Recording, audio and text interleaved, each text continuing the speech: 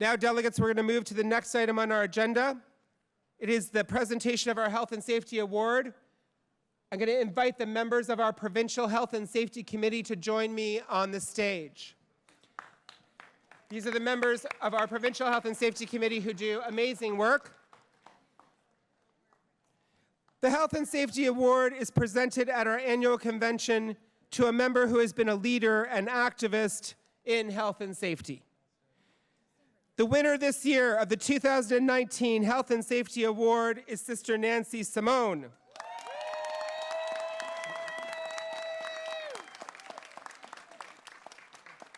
Nancy has been dedicated to addressing the health and safety concerns of members in Local 2190 for almost 30 years.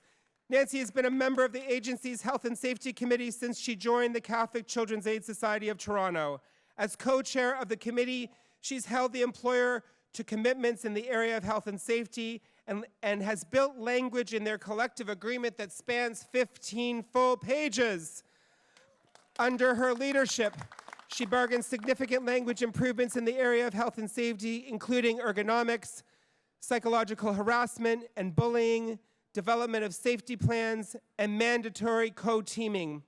Since 2013, Nancy has represented CUPE and all CAS members in the province at the Provincial Worker Health and Safety Project, a project that was agreed to during the 2010 provincial bargaining table that aimed to provide the Ontario child welfare sector with an independent review and a study of worker safety in Ontario CASs. This project delivered a provincially coordinated sector-wide approach through 46 recommendations that have improved workers' health and safety for child welfare workers regardless of where they work in the province. Delegates, help me to thank Nancy for her work on behalf of her members in her local and behalf of the whole province as she accepts the Health and Safety Award.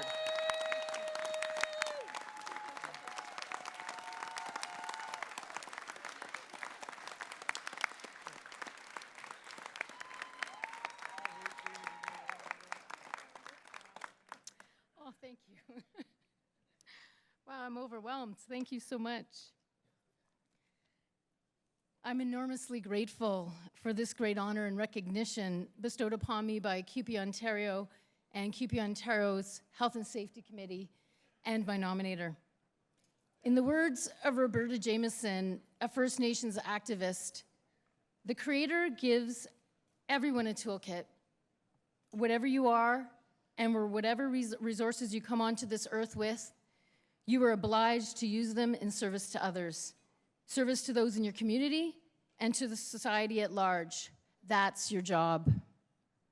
This award cements for me that obligation to keep on working. Being recognized is also a chance for me to re-energize and an opportunity to recommit and keep going. My father, who was an Italian immigrant, who at the start of his career in the construction industry, working for 50 cents an hour, told me that he was fired 25 times a day fighting for his health and safety, for refusing to enter an unsafe confined space or refusing to expose himself to asbestos. He was fired. But he had zero regrets and continued to fight back and told his boss each and every time, I have 4 kids to feed and I can't do that if I'm dead. And in, thank you. And in that regard, I have dedicated nearly my entire career at the Catholic Children's Aid Society of Toronto, fighting for the health and safety of my colleagues.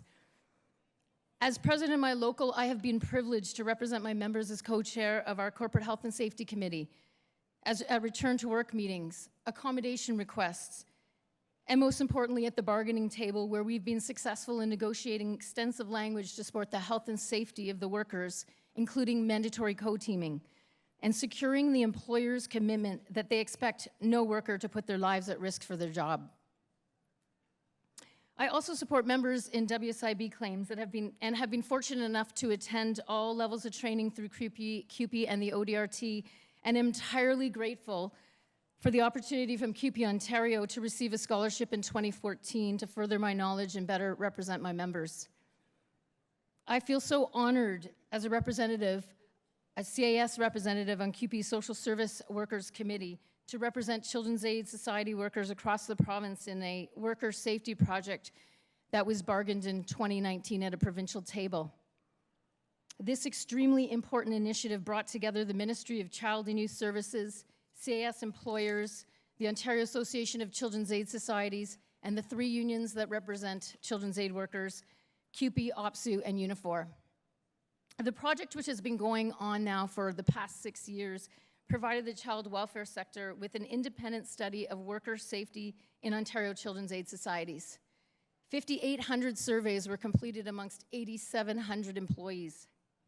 The final report of the first phase of the project was released in July of 2014, and it was called CAS Workers at Risk, a current assessment of worker safety, client violence, and child protection in Ontario Children's Aid Societies, a system under pressure. Do you know what the researchers initially called it? The researchers initially called it workers under siege. This is because child protection workers are often the first responders to crisis situations where a child's life is in danger. And we provide services out in the community 7 days a week, 24 hours a day, and we often work alone. We enter into homes and communities where the risk of harm to us is unknown. Our clients present with issues ranging from severe mental health problems, substance abuse, histories of violence, and may own or have access to weapons.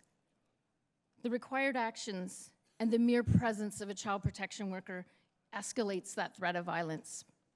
This very high level of violence, many researchers have suggested, is only exceeded by the police. The statistics are shocking, but it confirmed what we knew all along.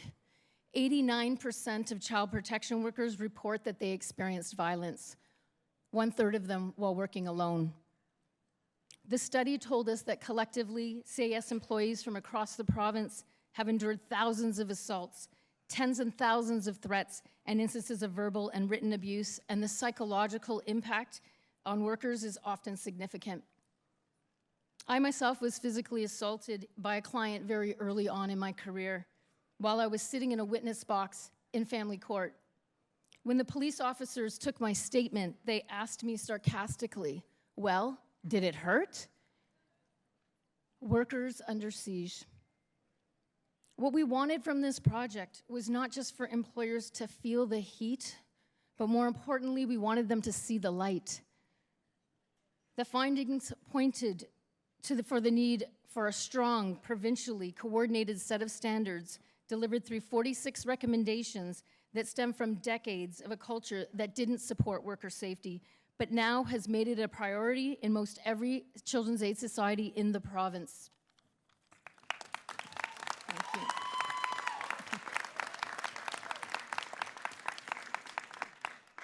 Brothers and sisters, I know I'm preaching to the converted when I say as unionists, it's our obligation to protect the health and safety of our workers and ensure that every worker can go home safely every day. Please recommit yourselves to making our workplaces safer for workers. Thank you.